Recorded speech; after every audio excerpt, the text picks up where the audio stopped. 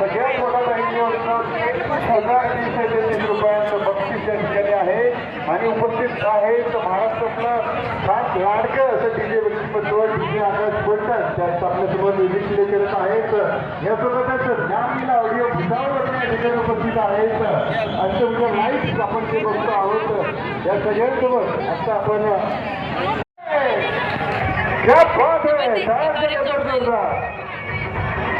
बोला संत श्री गजानन महाराज की गणपती बाप्पा या पावन नगरीत खास जयवल्लाल गोविंद प्रसाद पहिला दुसरा तिसरा